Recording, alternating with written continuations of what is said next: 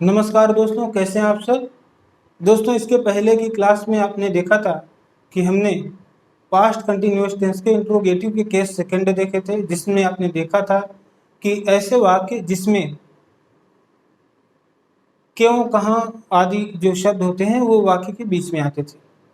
वैसा ही कुछ वाक्य आज हम फिर लेंगे, लेकिन दोस्तों इसमें किसने या कौन शब्द आपको देखने को मिलेगा। ठीक है, तो उसके लिए क्या अनुवाद करने के नियम है उसको देखेंगे। और इसको देखिए हम केस थर्ड बोलते हैं। केस थर्ड, इसके देखिए जो स्ट्रक्चर होगा, स्ट्रक्चर दोस्तों वो क्या होगा। तो सबसे पहले आप लिखेंगे क्वेश्चन वर्ड, आप लिखेंगे हु प्लस वाज, या हु के बाद वाज लिखेंगे, वाज या where.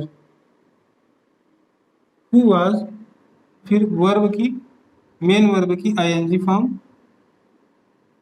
Plus object plus question mark. तो दोस्तों ये है आपका स्ट्रक्चर, जिस पर आधारित आप जो है वाक्य का अनुवाद करेंगे। तो चलिए देखते हैं, इसमें एक उदाहरण लेते हैं ताकि आप इसको अच्छे से समझ सकें। जैसे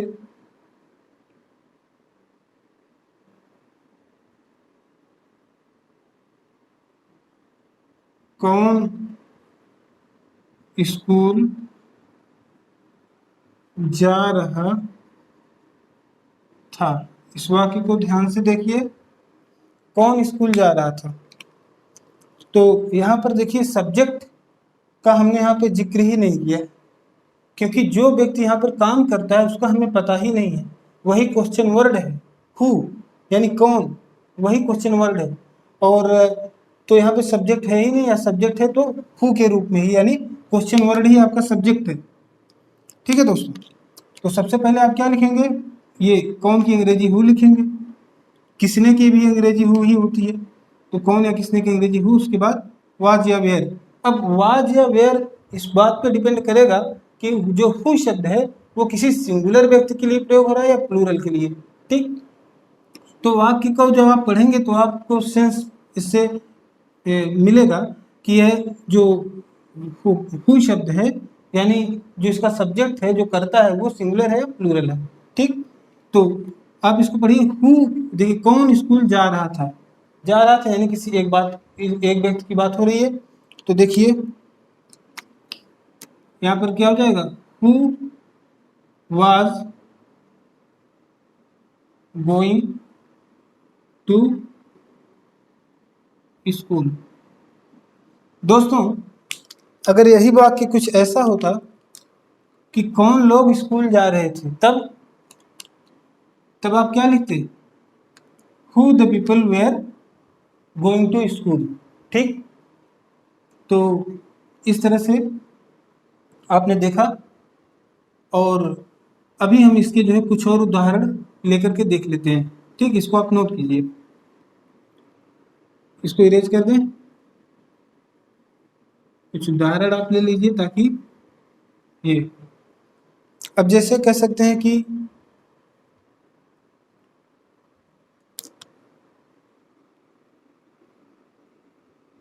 माता पिता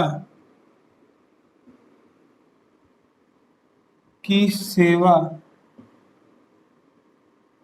कौन कर रहा था, ये वाक्य दोस्तों। और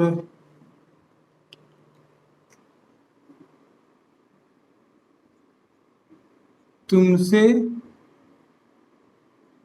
वादा कौन कर रहा था। इन दोनों वाक्य को हमने लिया। तो आप देखिए, पहला है माता पिता की सेवा कौन कर रहा था। जो कौन है, जो करने वाला है उसके बारे में पता नहीं कौन कर रहा था। ठीक, लेकिन कोई एक व्यक्ति है जो कर रहा था।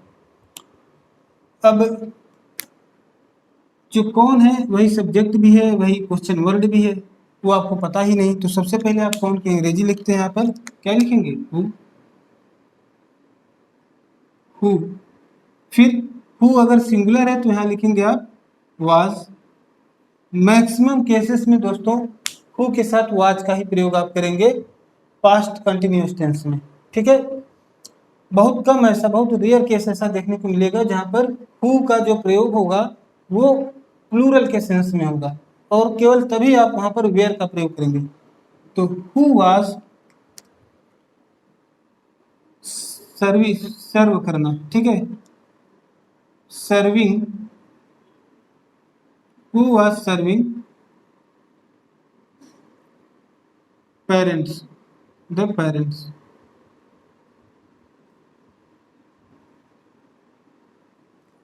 Who was serving the parents. अगला वाक्य देखिए, तुमसे वादा कौन कर रहा था। तो क्या कर रहा था, वादा कर रहा था। वर्ब क्या है, वादा करना। तुमसे कौन वादा कर रहा था, ये कौन पहले लिखना चाहिए था। चलिए, वादा करना क्या है, वादा करना ये गलत है हिंदी में भी।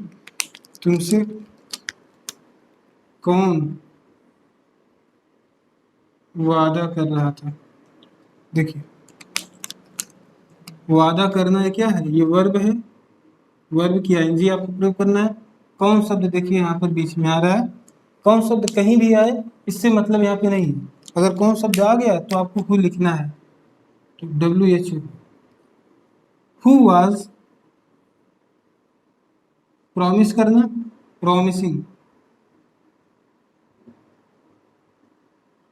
Who was promising you. ये है दोस्तों। तो ये वाक्य आपने देखा, आपने हु का प्रयोग किया, हु, फिर वाज का प्रयोग किया, फिर वर्ब की आईएनजी फॉर्म का प्रयोग किया, देन आपने ऑब्जेक्ट का प्रयोग किया। तो इस तरह से आपने देखा कि जो आपका तीसरा केस था जिसमें हु शब्द का प्रयोग आता था दोस्तों, उसके वाक्य को आपने देख लिया। तो इसको आप नोट कीजिए। कुछ और वाक्य हम आपके सामने रखते हैं।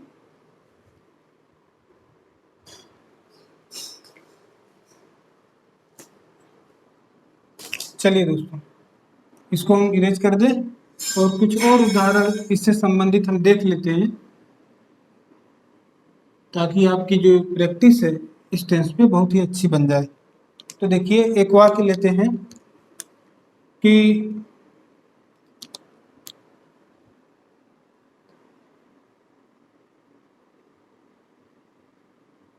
मिठाइयाँ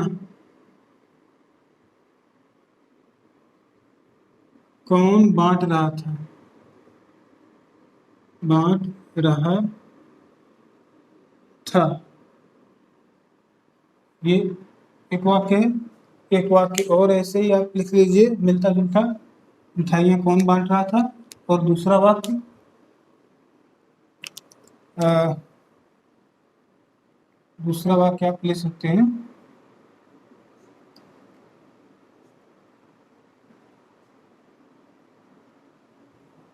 चलिए पहले इसको हम कर लेते हैं फिर दूसरा वाक्य लेते हैं। तो ये कौन शब्द आ रहा है, तो देखिए क्या इसका अनुवाद हो जाएगा, हु वाज। वाज का ही प्रयोग करेंगे ना। वाक्य को पढ़ने से आपको क्या लग रहा है कि जो हु शब्द होगा यानी जो कर्ता होगा इसका, वो सिंगुलर होगा या प्लूरल, तो सिंगुलर। चलिए, हु वाज, बांटना को कहते हैं डिस्ट्रीब्यूट करना, ठीक है, वितरित करना। हु वाज डिस्ट्रीब्यूटिंग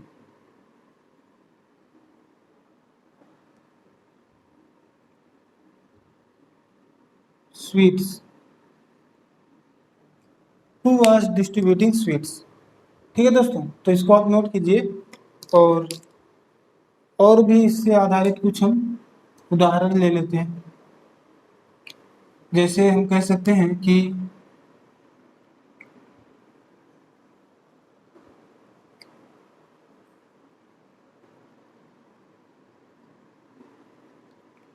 चलिए,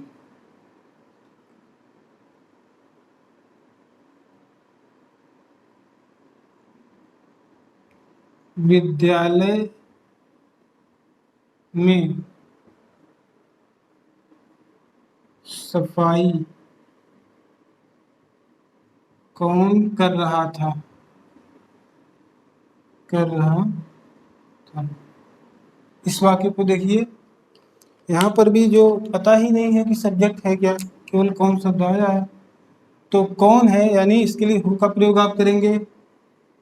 हु वाज, सफाई करना यानी सफाई करना, क्लीनिंग क्लीन करना।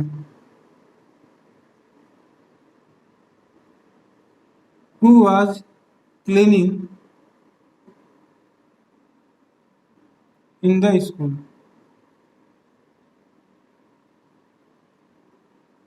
ठीक है दोस्तों, तो इसको भी आप नोट कीजिए और कुछ और उदाहरण हम देखते हैं।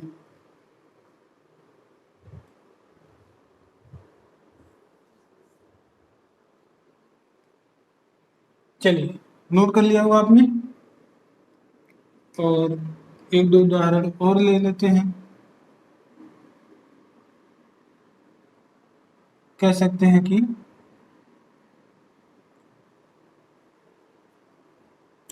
जैसे कह सकते हैं कि दुश्मनों से सामना कौन कर रहा था। देखिए,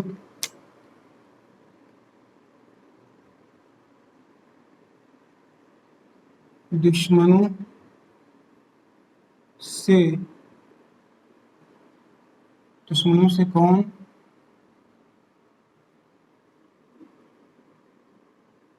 दुश्मनों को कौन, हाँ, दुश्मनों का सामना, दुश्मनों का सामना कौन कर रहा था, कर रहा था। आपने कभी दुश्मनों का सामना किया है? आदमी का जो दुश्मन है, दो दुश्मन होते हैं, एक होती है आलस, दूसरा होता है मॉस्किटो, मच्छर। तो दो चीज़ों का सामना हर इंसान कभी न कभी करता है, या तो आलस का सामना करे या तो मच्छर का। ठीक है, तो यहाँ पर आपका दुश्मन अगर मच्छर है तो यहाँ पर मॉस्किटो आप लिख देंगे। ठीक है, कि मच्छरों का सामना कौन कर रहा था। फिलहाल आप इसको ही रहने दें। देखिए, कौन कर रहा था, तो देखिए who was, who was work की एनर्जी फॉर्म लगेगी, तो सामना करने को क्या बोलते हैं, फेसिंग। हु वाज फेसिंग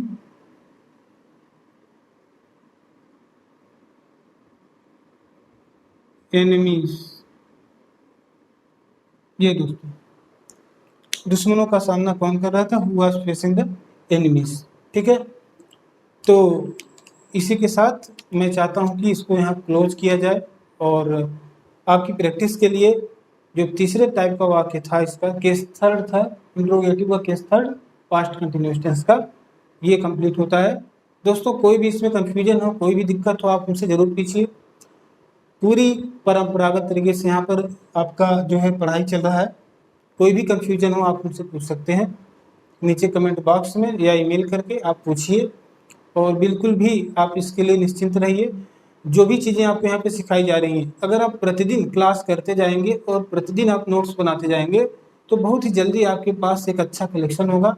आप चाहे जब उसका रिवीजन करते रहेंगे, बहुत आसानी से आप उसको रिवाइज भी कर लिया करेंगे। और न सिर्फ ये आपको एकेडमिक में, बल्कि जब भी आप किसी भी कंपटीशन में बैठेंगे तो वहाँ पर भी उसके कंसेप्ट को समझने में आपकी बड़ी हेल्प करेगा। ठीक है दोस्तों, तो आज के लिए बस इतना ही। Thank you so much for watching this video. Thank you.